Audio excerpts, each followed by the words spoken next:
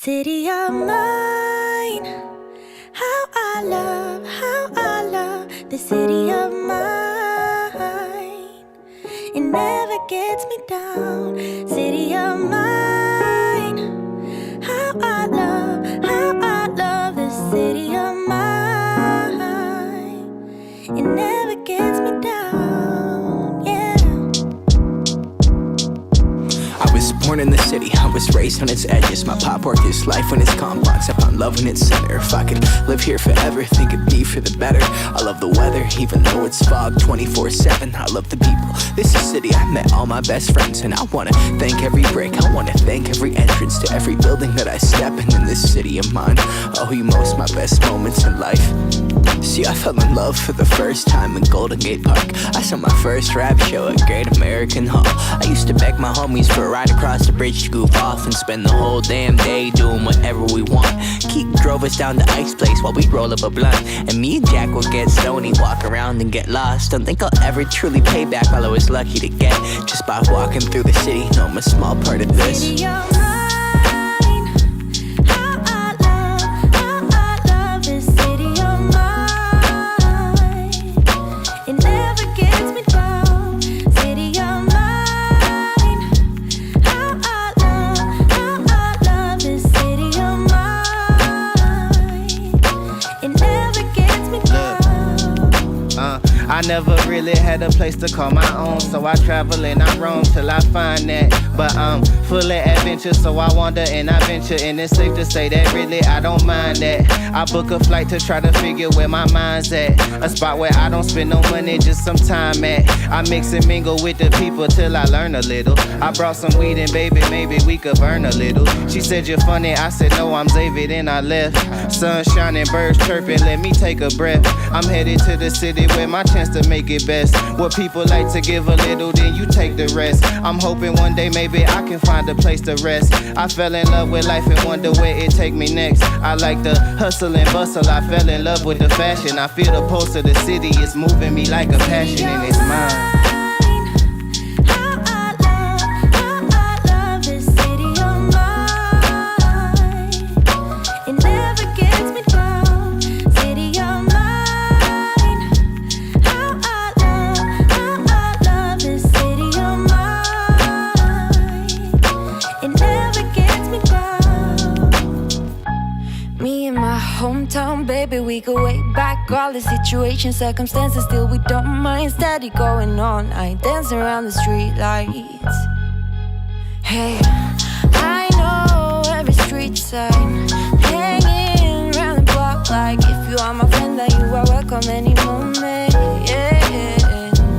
City of mine, how I love this city of mine. It never gets me down. City of mine, how I love this city of mine. It never gets me down.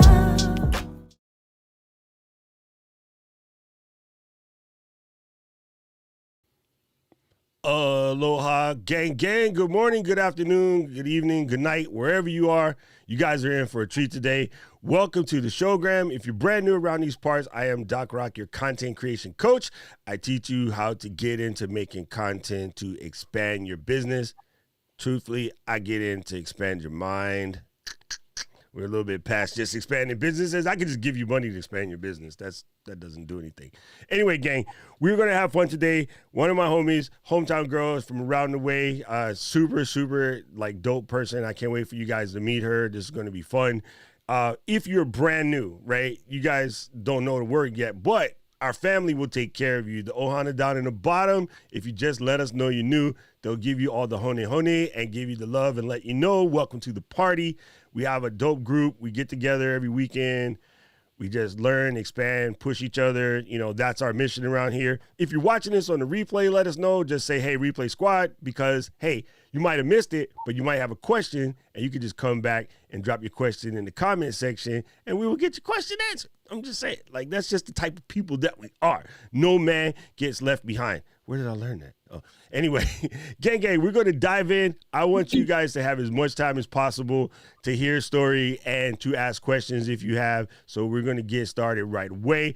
I just got to say hello to a couple of the family members. Mr. Parker is here. He is taking Keely's spot as first in the chat. And while I'm saying that, I will just go ahead and automatically do what I always have to do, which is fix the chat bar because, hey, I'm Doc. Mr. Camera Junkie is in the building as always. Laura, good to see you here. And Rob is reminding you about the Drop Squad class today. It happens every Saturday, same bad time, same bad channel. Again, we get together and we push each other. We talk story. We learn new stuff. We try things. We try to break the internet. Can't let Kim have all the fun. So, that's it. Mr. Dev Chambers is in the building. What's up, fam? Good to see you here. And Mr. Rich is out here running errands and still came to the chat. That's what I'm talking about, Rich. Get it done. Mr. G has updated his name and his avatar. That's what I'm talking about. And Corey and Marie are here. The blind guy, his wife, and their life. Couple of my favorite folk right there. And then Mr. Paul Duncan. Mr. Paul Duncan was around when the internet was just in. Think about it. Yeah, right now. So, Mr. Kevin Cox, I appreciate you, family. I'm glad you made it. You are here. And Mr. Roy is here. Roy is in the building. Miles is here. Miles says present. Yes, I love that. My favorite thing, guys, when I watch this every morning, I'm coming here, I'm looking, I'm saying hello to my folks like Stevie, and then I see you guys talking to each other, right? When you guys are making your own little community down there, that's the party. That is the party. All right, ladies and gentlemen, without further ado, let me introduce you to, fantastic woman. I had a chance to meet her many years ago. I want to say it was about a year after they first started their barbershop, which was already in itself. I'm going to ruin the story. We'll talk about that later. But yeah, I'm not going to talk about it. We'll talk about it in the show because I want you guys to hear the story. But it's dope. But I will give you a sneak peek into what it looks like now, and then we will talk to Marian, and then we'll get in. But ladies and gentlemen, let's say a happy good morning and aloha to Marian Jean. I just want to say it in French, even though I don't speak French. I'll say Marian Jean. That would be the end of my French besides French fries. Nice. I took French in high school. You did? I did. Did you learn so anything? My name actually pronounced in French is Marian. There you go. So. I am horrible. I like to go to Latour and ask for a Queen of Mugen, and then they just look at me like, what? All right, gang. So I wanted to have Marian come to visit us because gang, you know me, I'm the person that's not a fan of when y'all start to make excuses. So I'm watching my homie. She's not a live streamer. She's like, normally we talking to live streamers and other content creators like that. But here's a person who started a business that everyone thought was pure insanity when she started. And how many? It's 10 years now? 10 years now. Oh, dang. That in itself is crazy. Okay. Also, you guys, I hear people every time I'm doing a panel, if I'm doing a panel or, doing another show, everyone always comes, how do you manage to balance the work and the life? Like, I'm a mom and I have kids that can't do it. And I'm like, I don't want to hear that. I don't want to hear that. Kids are a pain in the butt, which is why I chose not to have any. But I love my niece. Actually, I had her all day yesterday. So, hey, I'm the surrogate uncle dad that she just likes to hang out with me. So I get her all the time. And then we have a blast. I go out and get her to do all the stuff that her mom would probably kill her for. So I'll get the text message later today. You guys went and ate what? Nothing? Emma, stop snitching, you little. So okay, so tell us, how'd you get started? Come on, let us know. Okay, so in 2009, I decided to open a barbershop in Honolulu, Hawaii. And the reason for that was my background is in entrepreneurship. So I went to school on the mainland for business, got my MBA, and then I spent a lot of years in finance, kind of, doing stock analysis and, and analytical stuff like that. And in 2009, I moved home to care for my mom who was sick with cancer. And then after she passed, I just kind of decided to take the entrepreneurial route And on the mainland, this trend was booming. This men's grooming salon, kind of like a cool hangout spot where guys get fresh cuts and fades, and then drink a beer and watch sports and just, shoot the shit. And there was nothing like that in Hawaii.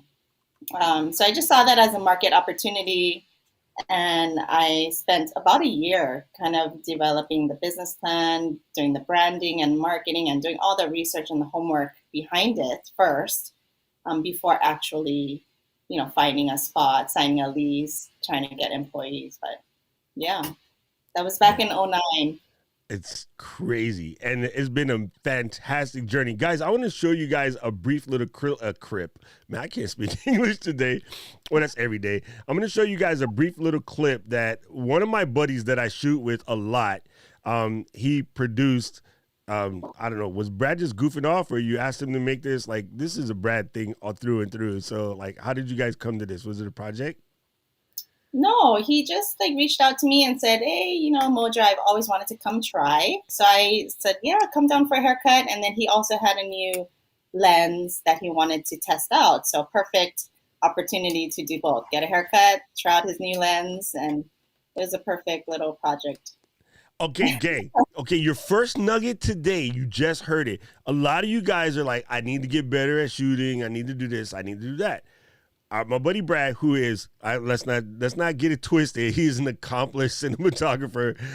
If you ever have the opportunity to fly Hawaiian Airlines, there's a whole entire channel dedicated to mini docs that he's put on the plane in order to introduce people to the island before you get here. Like on your way over, you're watching the little movies, and about 4 of them, my name's in the credit, because I did sound or light for him. But just the idea of, I got new lens, got some new gear, I want to go test it out, talk to a local business that needs some help, and just offer it, just to get your feet wet. And, people think, oh, like only the newbies do this. Brad charges a grip, okay? If you got to hire Brad, you got to close like half of the barbershop for like a week. But yeah, this is what I mean. This is smart business right here. Like, go and do it. Take your little video, do your thing. Give it to them to share on social. This is called using your melon. And a lot of people say, they go, well, I don't have anything I can shoot. How am I going to practice? Anyway, yeah, that's what your excuse goes. Here we go. Let's watch.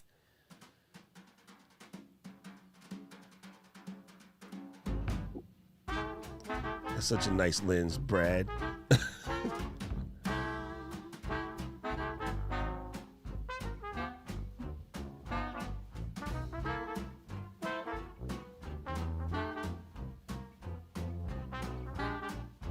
I'm jealous of people that have hair. You have hair. It's on my face. Hey, Brad.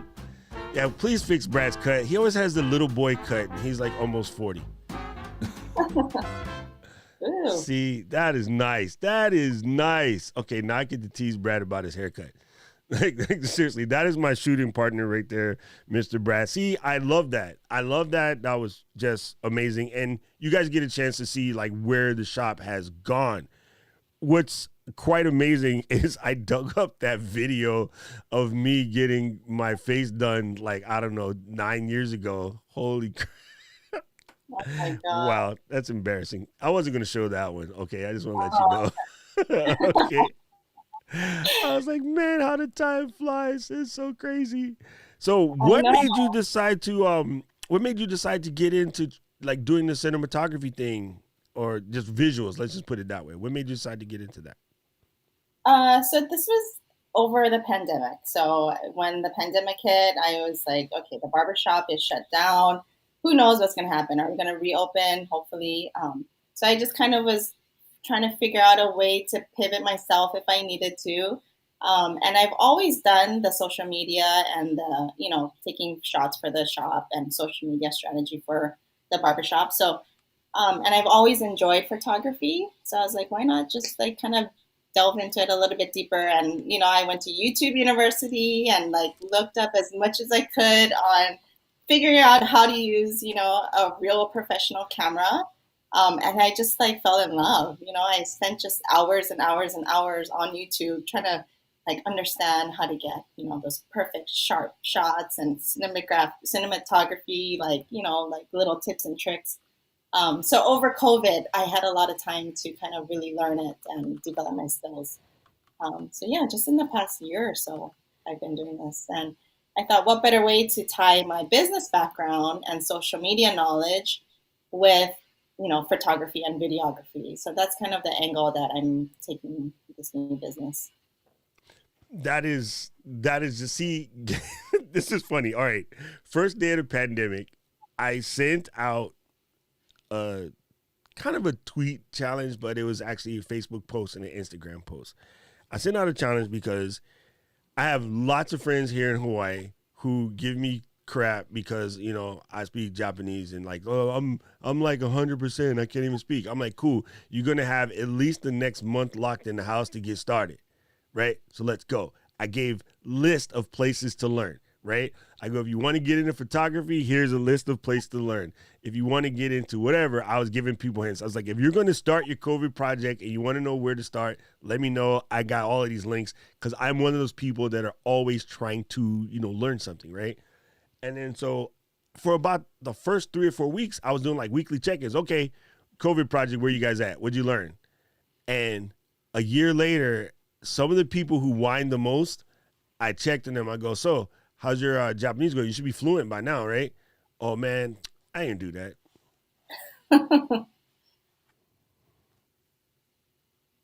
Yeah. I was stuck. I was like, fam, you're always complaining about, I don't have time to do this and that. And like, we got stuck. Like, okay, people in the mainland, and again, I'm translating for Marian, mainland people. You guys don't hear the word mainland. We say mainland because, you contiguous 48, because everybody forgets about us until it's time to come to vacation. But yeah, our struggles, people, when we order stuff and they say, oh, we don't ship internationally, I'm like, how many stars on the flag? And they're like, 50. And I'm like, yeah, we're number 50, dummy. Put it in the post office box, get it over here. So, no, but it's funny that so many people had this conversation with themselves about not having time. And then you did what I did, which was like, all right, let's just go do something different and see what happens. Yeah. I mean, it was a scary time, of course, especially for a business owner, not sure if we were ever going to reopen. And then for all the employees that we have, their future as well. But it was a time to really kind of reflect and kind of, think about, okay, what if we don't open? What am I going to do, with my life? So I just kind of took advantage of that time that we had. That's kind of dope. So here's a unique question. Like, how much do you think your MBA experience help you in either of these practices? I would say that it gave me a good foundation of understanding business. So I hate accounting and statistics, but I was forced to take those classes in my MBA. But it gives me like a good foundation. It doesn't give you the life skills and the experience that you really need to kind of just go through to become a better business, person, business owner. But I think the MBA gives you a good foundation. Yeah, I'd say that about, I got my IT degree was like first. And then I got into the marketing degree because right when I got out of IT, everybody was moving into the solopreneurship and everybody was moving into e-commerce. Like the e-commerce giants were now big enough that smaller people were trying to do e-commerce. So I thought if I took a marketing degree, they were going to teach me how to do like e-commerce sites, and it didn't work. So when in the middle of that program, I talked to my professors and stuff. It's like, yo, we need to know more about the e-business side of thing as opposed to the straight marketing. And they flipped our degree in the middle. Like our teacher actually went out, did the homework, connected with the people at like the anthology when it was in separate pieces before anthology became anthology. And so she basically converted our stuff into e-business sort of in the middle. And then the Japanese degree was an accident. I just pulled the paper off the wall and I got accepted into the program, which is just super random. But I think honestly, you're right. It wasn't any of particular skills per se. Maybe okay, Japanese is super tangible, but everything else was more connections and meeting people and learning how to network, right? Right. Like I think that's probably the biggest part of it is learning to get out there and put yourself out there. Is there a place where say an entrepreneur right now could go to like brush up on their MBA skills even if it doesn't get them a paper? Um, there a place to go to brush up on MBA skills? Yeah. I don't know. I use the SBA, Small Business Association. They have a really great free program for people who want to, begin their entrepreneurial journey. They have counselors, they have classes. So if you're not familiar with things like QuickBooks or how to do accounting for your business or how to, get registered as a business, things like that, they are there to help. And it's free. And Oh I my took full God. advantage of that when I That first started. that's good. That score thing is legit. I don't think a lot of people know about that. It's like a bunch of old retired business folks that will come in and help small businesses learn how to do it. Yeah, Hmm. score stuff is legit. I think SBA goes underrated. I don't think enough people realize. Of course, when the pandemic came, everybody was calling them, but prior, I don't think a lot of people knew that that is a massive, massive resource. Even in something like now, being a content creator is still a small business. Like you can go and talk to the Small Business Association in your neighborhood to kind of like go and get information, get advice. And again, this is different from like people on the internet telling you. Steven said your photos on Instagram are awesome. So Oh, thanks, thanks. Wixie. Thanks, Thank Wixie. you. Super awesome. Oh yeah, I want you guys to check out our Instagram so that you guys can get jealous about where we live. Haha. Sorry. I just like to rub it in. Um uh did I got my DI first. Yeah. A drill instructor yelling at other soldiers. Yeah. I got my DI first and then I did IT. I didn't go back to college people until I was in my 30s. It was just a random thing. I went when I was like 19 and I was like, okay, yeah, no, my brain is not ready for this. And so I'm like, I don't need to do school because, I'm smart. I'm a street kid. Like, I don't need any of that stuff. So I was doing perfectly fine. But I had made a promise to my parents that I would go and get my degree. And for those of you guys who didn't have Korean parents, yeah, that 19 years or that 10-year gap between not going to school and going to school was fight every day. Mary's laughing because she understands. She I went to school and you understand. I was forced out of the house at 18, sent to the mainland, go to college. Don't come back until you're a doctor or a lawyer. No, that's how it Yes, is. that's how it is. But I can say, and I'm with you, Ash, I was lucky in a way that even though I had to get a lot of fights and yelling from mom and dad, going later was better for me because I was way too young to be ready to take on what I was getting in at college. Even as a good student, I was a very good student, but yeah, it's just no, bro. Just not a thing, bro. So yelling at people and stuff like that. Yeah, it's kind of helpful. So now you were how many years into the business before you created First Youngin? I was pregnant. Actually, yeah. When we did the piece, so your Uh-huh. kid should be 9, right?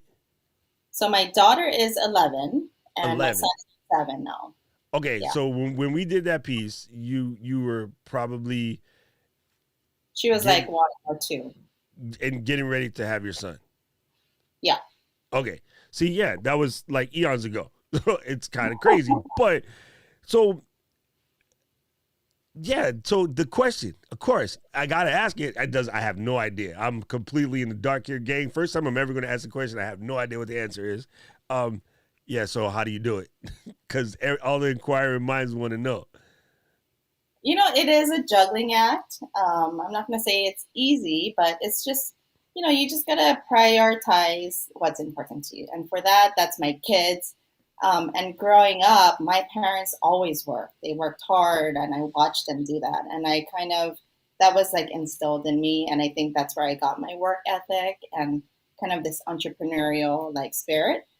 Is watching my dad run his own businesses. He was actually an inventor back in the 80s and 90s, and he has all these like patents for boat engines and stuff. So he was like this, like, kind of entrepreneurial, like mad scientist that I got to watch. And I would sit in his office and answer his phone calls. And so it's kind of just integrating the two. I mean, like business, life, family, it's all interconnected.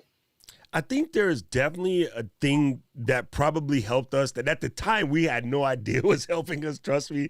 But I think it is a thing that we were able to watch them do it, because two things I picked up from them. I did not want to own a business. Okay, I take that back. I wanted to own a business. I didn't want to own a job. My parents turned their business into a job. If that makes any sense. Yeah. Then I watched the other business people who were doing the stuff that I thought business people got to do, like go on vacations and always be gone and buy their kids cooler cars than what me and my brother had to buy ourselves. So I was like, wait a minute, you guys own the business. But see, my pops was instilling that get it done in us. Like now I completely respect everything that he put us through, even now, like, he's like, the other day I had to go help him do some stuff, right? And he's like, Shania, I'm like, yeah. He's like, your video's looking good. Your lighting is good. Your sound is good. Your YouTube is good. But my pops is a cinematographer, right? So I'm like, you mean you got no complaints? And he was like, no. I'm like, are you sick? Do you need me to take you to Queens? Because normally it's like your lighting is too bad, or your white balance is off, or something. Like there's always some little, you know the drill, right? Yeah. And then so he was complimenting. He's like, "Oh, I see your YouTube is getting really good. You don't know I watching every time." And I'm like, so proud. I'm like, you good? I'm like, Kinchana? And he's like, I'm like, oh man, yeah, Pops is getting sick. Let me call the doctor right away. But I think because he was so hard on us and teaching us, making sure that we're doing things right. Half the stuff that I'm passing down to my crew is things that I learned from him, and then we're able to pass it to our guys about, making sure your lighting is right, make sure your sound is good, doing all these various things. And I think that, again, you and I were lucky to have watched folks in a business position kind of know the good and the bad side of it and then make adjustments accordingly. I think that was very helpful. What kind of like systems and stuff do you put in place in order to juggle the two? So I have learned to delegate now. So in the beginning, when I first opened the shop, I was there all day, every day, working the front, as the receptionist, answering the phones, but still running the back end, running payroll, trying to hire new employees, train them, doing everything by myself. But now, we have a good system in place where I'm able to delegate, and I'm not, my physical presence is not required at the shop all the time, which allows me to do my new venture with the photography and videography. So just, trying to learn to let go a little bit, it takes time. It's been 10 years, so I'm finally ready to kind of have other people run the social media a little bit, do managing a little bit more. So, yeah. That letting go part, that is such a challenge. Oh, that is okay. As a I'll just blame being a Virgo. I always looking for that excuse. As an OCD, ADD Virgo, letting somebody else do it is extremely difficult. So, like last weekend when I was having that conversation with Mr. Camera Junkie, who's going to be taking over some of my editing for me, I was like, like I was struggling, bro. But I trust him, and he's far enough away in Miami that I can't kill him easily. So It will require a 13-hour flight, then I'll be too tired to kill him. And, and then Miami, I'll get distracted. So yeah, he's good. He's safe for now. You Corey have to I. find Marie the right said, people, huh? the, Yeah, you have finding to the right find the people. right people, the right team, people that you can trust to Yeah. kind of step in for you. That does make a big difference. Corey Marie said, El-Marie said, it's easier when the kids get a little older, 7 plus, because I work from the time my kids were born also now. Yeah, I think that definitely helps. I mean, again, even just as the uncle, my niece now at 11 is self-managed, and well, actually, she's been self-managed for a long time because she's a Virgo too. But she is like a spitting image of me as far as like work ethic and crazy and got to get it done and got to be competitive and got to excel and got to show it. Yeah, I don't know where she gets it from. And every time I say that to her, she points directly at me. I'm like, why are you such a wise ass? She's like, and I'm like, and then the family's like, and I'm like, you know what, guys, leave me alone. So it's kind of funny. So I definitely think that, I guess, learning to let it go a little bit makes a big difference. So now, of course, the conversation for people that used to work the way that we work, now the conversation is like taking care of your mental health, taking care, the time for yourself and, your sort of calm down moments. I say we're a little luckier than most folks because we live in the picture that's in the background of all of the meditation apps. We actually live here. So what do you do in order to find that escape? I do yoga a lot. I've been practicing yoga for 15 plus years. Whoa. So that's kind of my chance to kind of just think about nothing, just focus on myself, my breathing and exercising, getting in shape. I also like to run. Um, I go to bed really late, and that's something that I'm working on, getting more sleep. But like my kids go to bed at 10:30, right? But then that gives me my time to kind of wind down, self-care, do some editing, but then I go to bed at like 2 a.m.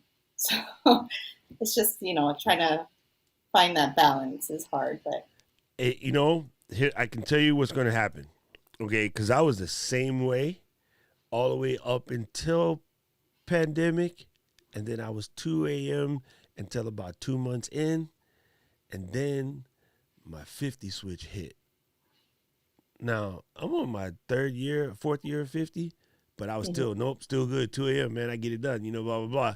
And then all of a sudden, it was like, okay, now your body will make up its mind for you, and it will just switch. And you'll be like, what the hell's happening to me? I'm 9:30, my head's doing one of these. And so it will just automatically happen, and you're going to be weird, but don't fight it. Now that I've flipped to where I'm probably going to bed at like 10:30, 11, but I'm up at 5. Oh, man, like big difference. Like I love it. I used to go to bed at like 2 and then up at 5, which was, crazy. But now, yeah, your body will change it for you. Patrice says delegating your skill is a skill you have to build. Much has to do with trust, and then trust in yourself as well as others. And I think that's the key part right there. A lot of folks think that trust is about trusting other folks, but I'm going to agree with Patrice there and say that, yes, it's that trust in yourself, right? Yeah. And that's honestly for me, that's been where I'm at right now, and I'm fighting it every day. Even, again, I was talking to my partner in crime, Miss Diana, and she was like, okay, so you got Luis helping you out with the editing, and you're over here driving yourself mental on the social media stuff. Why don't you hire an assistant now? And I'm like, what? I just had to, and she goes, yeah, you got like 2 weeks, get it done. I'm like, what? And I'm like, oh, come on now. Like, I really want to do it. She goes, no, it's not the best. It's not your highest and best use. You're better off doing something else. So release that. And when you said QuickBooks almost broke out into a rash, that is my freaking nemesis. Every time I use that program, I want to choke something. That program drives me batty. I think if you're a creative, you just like hate that side of the business, it just doesn't like, go Yeah. together. So you bring up something just now that's I just kind of forgot about. But for me, B School was weird because as a creative, they kept trying to force me to do stuff that didn't make any sense. And I kept trying to force them to do stuff that was more creative. Yeah. I think that's why I started leaning heavier towards the marketing side as opposed to the venture, capitalist side or any of the other parts of B School. Because, yeah, I just wanted to do stuff like, okay, let's go make some commercials. And they're like, we're not there yet. I'm like, oh. You got to write this business plan. Yeah, you guys write the plan. I'll make the commercial. And they're like, no, we have to write the business plan. We got to project the forecast. I'm like, projections are BS. And they're like, no, you got to have these 5-year projections because, da-da-da-da-da. And, so it's funny because I remember when, we started right about the time, actually before you opened the shop, we were having the beginning of that building craze here in Hawaii, right? And they were just putting together, say, Pacific Monarch, which is people listening to the show, like a beautiful twin tower complex. And the Madoff thing happened, and then the market just tanked, know? So I was like, I wish I could just call my teacher and be like, so how's those projections looking now, player? Because all your projections went out the freaking window. And then, of course, again, when the pandemic hit, I just wanted to call out Ms. Baker and be like, well, so what's up with you and your projections? You guys kept saying these projections are so important. And I still stand projections are BS. Like, it's a guess. So just guess anything. And guess higher than you want and then push at that, because at least if you miss, you'll still do better than what you would have probably projected if you didn't project like I do, which is just crazy. I agree. It's But I super funny. think it gives you like, a target. If you do a projection, it gives you a target to kind of like strive for and reach for. And then like, are you making a profit? Are you not? Like that kind of helps you kind of analyze your situation and where you're going, where you need to be. Oh, Junior is in the building. He said just popped in and heard the word trust mentioned. Is it more? This is a very good question. I'm gonna have to reset this, Junior, because you just broke my face real quick. It says, is it more I can depend on them kind of trust, or it will look like how I would do it kind of trust? Damn, Junior. See, that's good. And of course you can tell by his spelling, Marian, he's from here with us. It's Junior. So that's a good question. Which one do you think it is? I think it should be I can depend on them, because you're not choosing somebody to delegate this to so that they can be you. You're choosing them for their specific talents or their knowledge about something, their ideas. So so I have this girl who's helping me with social media for Mojo right now, and I love listening to her ideas. She has great ideas, so it's not necessarily something that I would have come up with, but it works. She has some great ideas, and we're implementing them, and it's about trusting them, in my opinion. Okay, so How you like that? I don't know if you know this. You just fixed me because I'm on the first one and I technically shouldn't be there. I think I take that back. I'm on the second one. I'm sorry. I said it wrong. I think I'm more on the second one. I think I'm more of a control freak. So I want it to be how I want it with the exact same, like this is going to sound dumb, but when I go into Canva, right, and I'm making a flyer, at the end, I will make a shape and I'll put it to the space on the right of the flyer. And I'll move that space to the other side and make sure it fits. And then I'll rotate it 9 degrees. I'll check the top. I'll check the bottom. Everything is equal. In between each line, I'll actually put a little square. I'll put the bottom, and then I'll put the other one. I'm like that anal.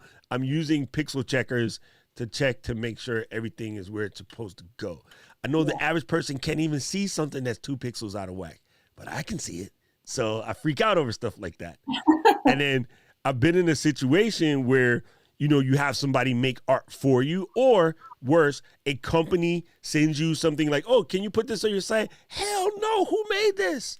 I'm not putting that anywhere near anything of mine. That's disgusting, right?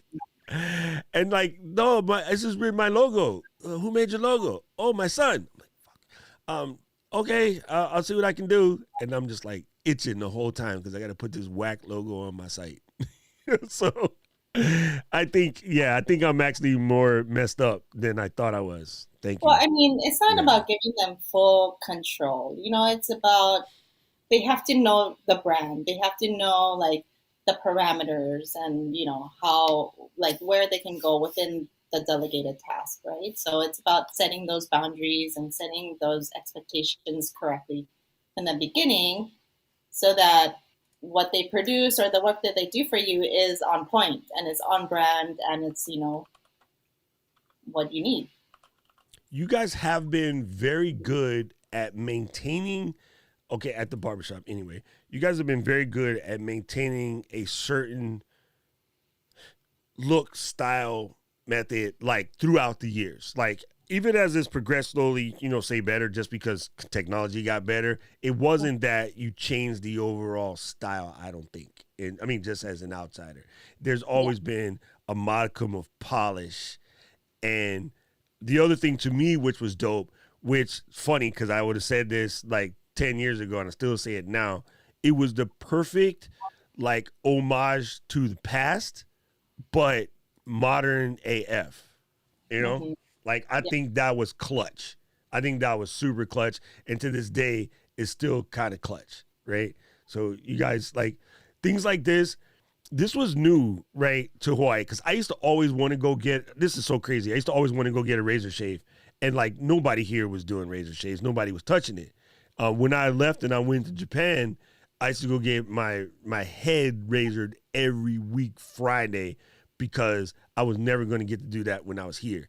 When I came back, there was like one place that did it, and that OG was shaky. And I'm like, nah, I'm not doing that, right? And then so I always loved that you guys always maintained a certain respect for the past plus a polish for the future, which is kind of dope. Yeah, it's pretty crazy because when we first opened in 2011, that was like just a year or two after Instagram started, right? And the full hog was still super popular, but then this like barbershop craze happened. Everybody wanted that gentleman's cut and the comb over, and everybody wanted to try the shave and look good, feel good. So it was pretty good timing, Yes. for us to be opening in Hawaii. It's something that we didn't have at the time. Yeah, I think so. And well, even the concept at the time of putting it downtown, where like downtown was just starting to grow and get better, like we're turning it from the crazy part of town to like the swanky part of town, right? So that in itself was a little bit of a stretch, right? And that was the main reason, for putting it downtown. The first Friday, that was like just starting up. It was crazy. Every first Friday of every month, it was just nuts down there. And putting it right next to JJ Dolan's, which was, the hot spot of Bethel Street. Yeah, it's still the hot spot. There's just only one J now, but it's still good. At least like once a month I have to go get my J Dolan pizza. It's important. It's a whole thing, people. Like when you guys come here and we go, I'm taking you guys to J Dolan. We finna eat. I'm gonna go see Pierre. And we're gonna sit at the bar and wait for a pizza. So I guess one of the things that I wanted to, I guess, sort of help you with is because number one, like, we're in Hawaii. This is what we do, people. We try to take care of each other. I like what you're doing. I think it's super dope. I think you are on a mission right now to change a whole bunch of people's lives, whether you know it or not. Like, at what point did you wake up and realize that you're actually doing that, or have you had that moment yet? I'm changing people's lives. Maybe I haven't had that moment yet. I mean, I feel like I'm helping, but changing lives, I'm not sure if I feel that just yet. You know, I just love what I'm doing right now. I love meeting other business owners, other entrepreneurs that are so passionate about what they do, and to help them create content, you know, take photos and video to help them share their brand story. It's just, I love it. I love it. So you know what's funny? I was there with Yeah. you a year ago, and they told me, those people down there, they told me. But you are, whether you know it or not, you are. And yeah, it's a trippy thing. Um, I wasn't ready to hear it, but you are. Just the fact that you got people here, I can tell you right now, you've actually already done it. Just for the guys that I know, who I know prior to you existing, and now, like what they thought about themselves from personal upkeep and what they were doing versus what happened after you guys existed.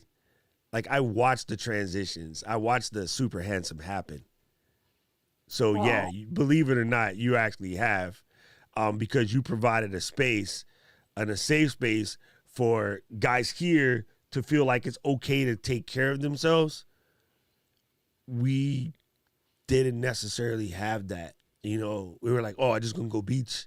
But you can still go beach and still have a nice haircut. You don't have to have the ratness, you know, beach haircut, kind of Yeah. speak, right? You did do that, whether you know it or not.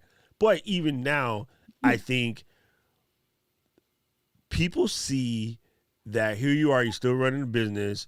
You take, you know, the busy part of your life and decide I'm going to take on something new, right? I think when people like that here, we take on something new in the time frame when everybody else is trying to figure out how to be more sad. People are watching, and you don't know it, but you're dragging people with you, right? And you know, we say here in Hawaii the ama crab syndrome, right? Where, you know, crab tries to get to the top, another one grabs it, pulls it back in the bucket as it's trying to get up, and just keep doing that, and everybody stays stuck at the bottom. Mainland people use various other versions of that same story, but I think our community watching you doing your Instagram and like getting out here doing stories, but also when you go and you take people's pictures and you just make them feel better about themselves, that's also a little bit life changing, right? I think Yeah. it's different in the sense that, yeah, if somebody gave you $1 million, yeah, that's definitely life changing, but sometimes the little changes are all the difference, right? Mhm. If I gave you a gallon of water and put one tiny little drop of like arsenic in it, it changed the whole gallon. Mm. You see what I'm saying? I think a Yeah. lot of people think it has to be like a lot. No, and this is going to sound super jacked up, but it's a dope analogy. If I gave you a gallon of water and just put the tiniest little, look, it's a dropper, you know, the dropper that comes from the beard oil, and just say we took a dropper of olive oil water and just squished it into that gallon, would you drink it? Hell no. Exactly. Exactly. There's 128 ounces in the gallon. There's 1 ounce in the dropper. If I took one drop, aka 1 ml, out of the olive oil, which is a weird man-made creek thing. It's not even a creek. There's not. We don't know what it is. It's a thing that looks like water. That's something that's supposed to be water in it, and people drive boats in it. Like not boats, canoes. Yeah. I don't know why they get in there, but yeah. So that's what I mean. Like you don't you. It's a chaos theory. It's a butterfly wing. Like it's just a small little flap of a butterfly wing, maybe to you, but trust me, you're definitely changing the lives of folks. Thank And you. it's good to see you setting an example for other people to believe that they can do it as well. Right? That has been a portion of my mission over the last year or so, is trying to help people know that by doing what they're doing and telling their story and not hiding, which is very common in our community, like you're supposed to hide everything, that your other people see you and they want to echo that, and they might do it their own style, but you're helping people get off the fence, Thank you. whether you know it or not. Encouraging. I Yeah, would just say, like, one thing, like, don't be scared. You know, like, you're never going to be 100% ready, because I opened the barbershop and I don't know anything about cutting hair or, fading. And I get asked that question now, 11, 10 years later, like, why you don't cut hair? Like, why do you own a barbershop? So you don't have to be like the expert. You don't have to be, the one doing the hair. You can just do it. Like if it's an idea and you are passionate about it, just do it. Like even with the photography, I knew I wasn't like good. I saw all these photographers and videographers in Hawaii killing it. Just creating amazing stuff. But like if you want to be that, you have to start somewhere, right? Everybody's gonna suck at some point. It is. It's good. It's funny, but it's 100%. It's 100% true. Steven says, "I feel you. I'm also there. I feel that way because their work will then become a representation of you as well. Trust is a work in progress." Okay, that is fair, brother. I really appreciate you. And then see, even Junior says, "I got to take a trip to Mojo. Always looking for a good barbershop." Oh, they're awesome. Actually, just go see my little sister Sharon. She's bomb. She's good. You know Sharon? Yeah, I know everybody. Oh.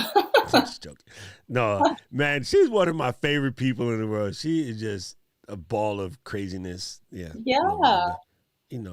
It's her energy is amazing. 100%. I'm like, yo, I need to take whatever she takes and like bottle it up and then put it on my sore aching joints. Like hopping to greet her clients, every morning. Yes. Victor said, "I used to get a mullet haircut in high school." Victor, why you gotta say that? Oh, so yeah, Patrice, well, it's because I don't have any hair. However, I do like to go get the, mustache and beard trimmed up. So here you go. Here's a good question from Junior. How did you develop and tell your brand story? How did I develop and tell my brand story with Mojo? Like I said, I spent a year kind of developing the brand and doing all the homework. So I did a lot of research. I even took a trip to New York to kind of research all the barbershops, in New York, trying to check out the barber culture and see what it was about. And of course, I was familiar with what was going on in the Northwest. I lived in Portland, Oregon for 10 years. So just seeing other similar shops, but also putting a twist on it because we're in Hawaii, right? And everything in Hawaii kind of has to be catered to Hawaii a little bit. Yes. And definitely. So that's why, I spent some time trying to figure out how do we put that Hawaii twist. And even with our logo and our slogan, handsome, not hamajang, it's something that locals can resonate with. It's not so like it just has a more relaxed feeling about it than So gang, for you again, I gotta translate for you guys. For us, hamajang is the best way I could describe it to people from the mainland is that like disheveled, unkempt, not necessarily dirty, just like I'll just grab whatever old shirt and throw it on. Think of it as what I don't even know. I see we don't even have such good words for it. We just have bad words for what we call people that do that. But you just get up the house and walk out. I guess the word for in girl language is frump. You just come out the house looking all frump, like you just don't care, right? Yeah. Like even though I have a don't care attitude about everything, I still always am presentable and clean when I walk out because that's me caring for me. I don't care if anybody else looks at it, but you're never going to see me roll out the house with like a unholy shirt or just like some really bad shorts or no cargo shorts, none of that. Like there's a certain modicum of handsome that must happen even if you can't fully pull it off. Now Junior did bring up something else, and I guess this is a good question, but this probably leans in a way a little bit more towards the visual side. How much of your personal story intersects your brand story? How much of a personal intersects? For Mojo, not much. because I'm not the barber, Yeah. myself, it was just always just about the brand and what we were trying to do. But what So about visuals? visuals is different. Visuals Yeah. is more, I put my personal twist on everything. I'm getting more comfortable with, showing myself and speaking in front of the camera because, you have to. Um, so it's a work in progress. But yes, for the visuals, I definitely have my personal tied into the brand.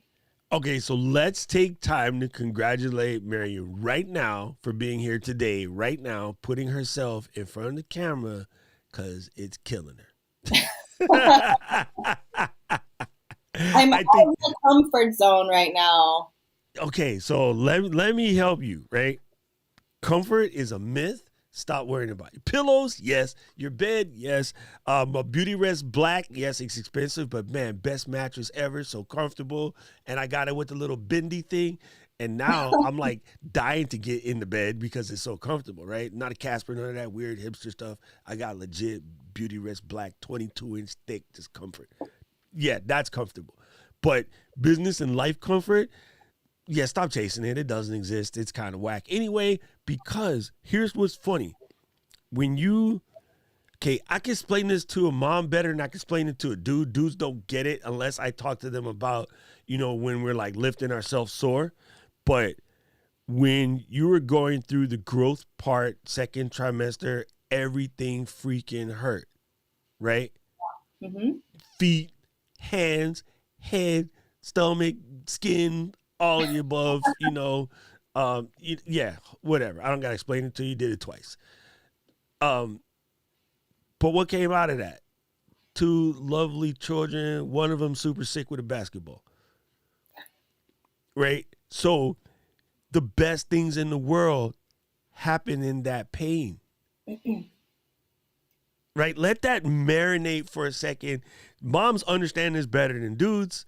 But like even for dudes, when you're trying to get ready for a sport thing, or you're doing something like you're building a house, like I hit the thumb like 100 times, but in all of that pain and all of that soreness and all of that stuff, the greatness becomes. There is nothing gorgeous in the world happens without a little bit of pain. Right. It's just, and even for things that don't have pain, growth comes from destruction. Okay, if you watch a seed, it's a nice little package. It's in there, and the seed busts open, sprout comes out. Hmm. Right. Yeah. So if you, the only way to make kunumu is the crack seeds. Sorry, gang. I just did it's bean sprout to you people. So it's like I try to take this word away from my friends because we've been, oh man, this is gonna be comfortable. No, you don't. Every comfort is when you start dying. You always are putting things under pressure. Diamonds come from pressure, like all of the above. Rock formations, our island is built straight up on pressure, right? Right now, what is Madame Pele doing to the Big Island? Spewing hot lava, making the Big Island bigger, right?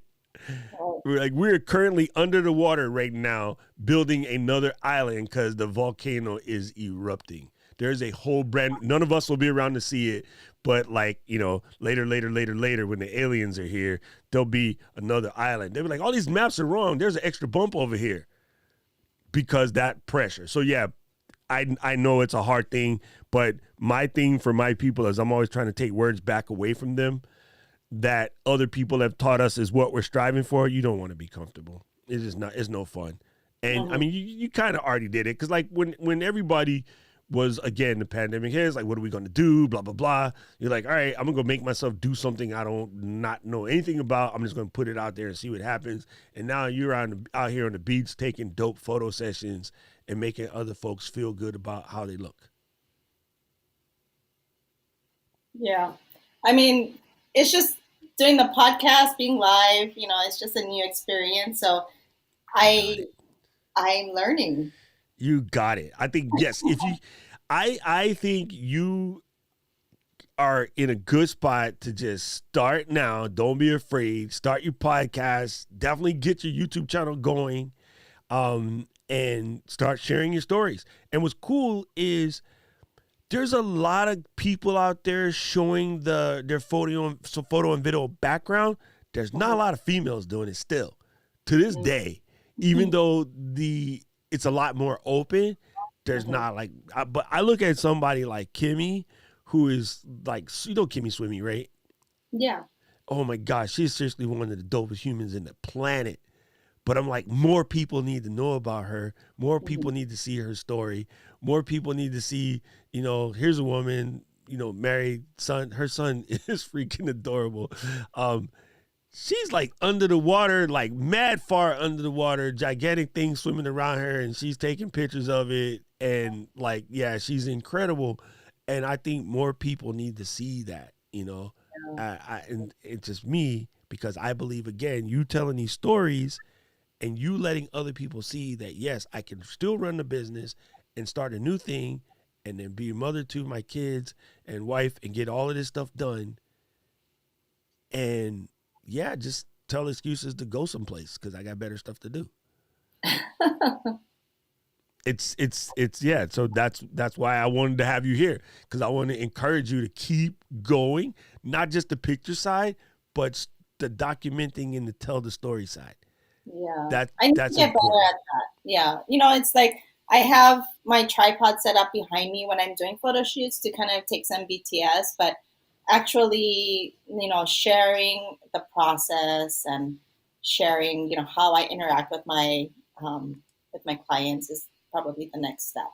And Yeah. then putting it all together, putting it, you know, on YouTube, on social media. Even if not for social media, document for yourself. That's the one that messed me up. I had this, you know, thought a little bit later. I was looking at, okay, last year, no cap, like I did something accidentally incredible. Don't know how it happened, but it happened, and they're all here, right? You know, in November, the Thanksgiving day, there was 5 people in the Facebook group, and there was just a placeholder, and then so it was me and my brother, a couple other friends. We were doing a test, and then Brady Oshiro is another photographer here in Hawaii that we worked at Apple together. And so again, Brady and I were testing out something when I first set the group. It was literally just a placeholder. And then one of our partners said, hey guys, Doc got this Facebook group and he been sleeping on it, but we're going to go kick the door in and take it over. And we're that close to 700 folks from Thanksgiving Day until now. Amazing. Yeah, but I just like, how'd you do it? Frick, I don't know. I didn't document any of that. You know, I have clips of when it happened online, but like I didn't document, hey, I'm gonna build this Facebook group. It's gonna be a Facebook holder. Eventually, I'm going to turn it into the Drop Squad, which is my little collection of creators that don't want to just put videos on YouTube. We want to put videos on YouTube. Like there's a purpose, right? One of the mottos of the crew is do everything with intent and purpose. Because again, people overuse that phrase, have no idea what the heck it means, and half the people say intensive purpose. So we do everything with intent and with purpose. So right now, whether you know it or not, again, when you go out and you do a shoot or you make our friends look cute, right? You go and you take Lehua or, you know, Christine or any of the girls and you go out and you do a shoot with them. That intention and that purpose goes deeper than just, oh, here's some photos of my friends, right? Because other people see that and go, damn, man, I need to get mine done. I need to, you know, I need to wake myself up. I need fresh headshots to wake you up real quick. When other people's like, damn, this looks really good. Like it just puts you, it starts to get the ball rolling, right? So yeah, I definitely think if nothing else, document the process. And that, you know, typical, remember TLC? Oh, you know, we just got to put a little paint. I don't know what page is going with this, but this is a little nerve-wracking. Well, you know, that thing, like that, document yourself. Yeah. Start Googling videos about how to document your process. And if no one has to watch it but you and the kids, when they get ready, you know, later on to be able to see those films. I wish all the video equipment that we have, we sold video equipment to all the TV stations and everything. We have very few videos of myself and June where we're just talking about the process. Yeah. We have no videos of, we just sold the movie Pearl Harbor and Ben Affleck like 1 million cameras. We don't have no documentation of that. We got invoices, but you know, if that thing had won some kind of acclaim, we don't have anything to be like, oh, look, we were able to help them out. And not even to brag, but just for our own personal edification. So I definitely, the one thing I definitely learned from Gary Vee and then now my friends, document your process if nothing else. If no one has to see it. But if you let other people see it, oh, it's even better. Just trust me. Do you document your process now? And yes. How do you do it? So do you just like have your camera on at all times? This funny you should ask, Marian. I have this little ZV-1, right, which is the tiniest little camera. I forgot what the Canon equivalent of this is because there is none because Canon sucks. I'm sorry. I'm just teasing. It's just a tiny little pancake camera. So I use this and my little thing, walk around Kaka'ako and talk to myself. And just try not to care that anybody might see me because, you know, everybody here knows everybody. It's like, why is Doc walking around talking to himself? The other thing is I'll just take this guy up, and when I have a brain fart moment, I'll just pop it on and, you know, talk to myself. Now, I don't turn that into a vlog, hey, look at me, look what I'm doing type of thing. Right now, it's just for me, but we have a thing coming up, and I would love for you to do it with us, right? We're going to do Lita, which is basically they're going to go live every day in August. I'm going to do Veda again, which is a video every day in August, right? It doesn't have to be a feature film. It could be a minute. It doesn't matter. You just creating in the process, just constantly creating and editing videos.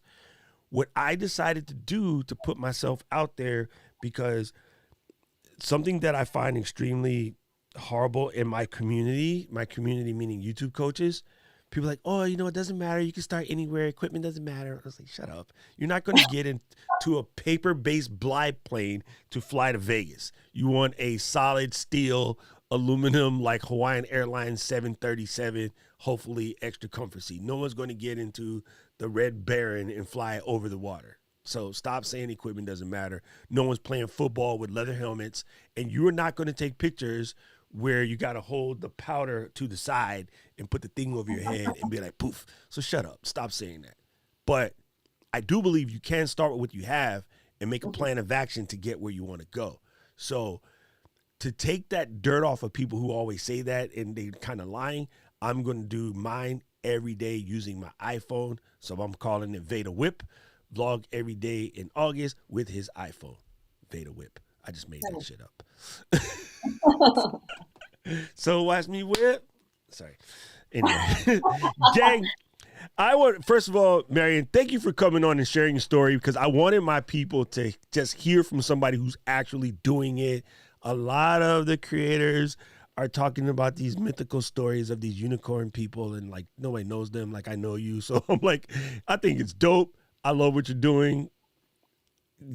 I don't know how to describe it, but you're like right at the beginning of something that's about to become even more major than what you've already done with Mojo. And I don't know why. I just feel these things. What's that? That's so encouraging, because sometimes I'm like, is anybody listening? I mean, you know, like, that's normal. That is normal. Don't let that bother you. Is it dun, dun, dun, dun, right? Is this anything on? Can anybody hear me? Yeah, that's normal. Don't let it mess with you. Trust me. People are paying attention. Like, it's crazy, but yeah. It's harder for us. I'm going to say right now, it's harder for us because our culture is designed to not be, you know, tantana for mainland people. We have like a underneath multicultural thing in Hawaii about the nail that stands up gets hammered down. So everybody tries to fly under the radar. That's old school teaching. That shit doesn't work anymore. So it's kind of hard because you got to respect the homies that believe that, but that shit doesn't work anymore. It just doesn't. And all of the people that say they're shy and this and that, look at their Instagram feed. Watch what people do, not what they say. So, you know, half the people that say that crap are lying, or you see them drunk and you know for a fact they're not like that. They're like, hey. So, yeah. Just, I appreciate you for coming through and telling your story. And I really, again, I'm here to help you. Anything you need, like if you want to get better at live or you want help setting up your channel or whatever, like I got you 100%. I think it's super dope. It's super dope, and you're on a mission. And watch, document it now, because like a year from now, you're gonna be like, holy shit, I didn't realize I'm out here, doing it like this now. This is crazy. Cool. Barbershop is running itself. We're going to Tahiti. See y'all. I don't know why we run away from this island to go to another island. I've been meaning to ask Lehua that all the time because she always goes to Tahiti. I'm like, it's the same, right? Just different, but kind of the same. Never mind. I've never been to Tahiti, but I mean, it looks beautiful. It looks different, a little different. It's a little different because it's a little bit less mechanicalized. Okay, Doc, that means you're done. Gang, this has been so dope. Marian's awesome. Make sure you follow her. I did put the link to the IG in the chat, and then when we blow up her YouTube channel, we'll go and ruin her life that way. Marian, I will send you a link to invite you to the group if you ever want to just come and hang out with a bunch of cool people. I have taught them the Hawaii ways.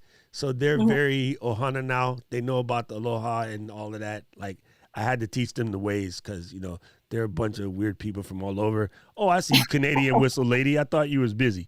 Now she shows up just to say Mr. Camera Junkie. She's one of our rock stars. You will love Keely. She is the bomb ski.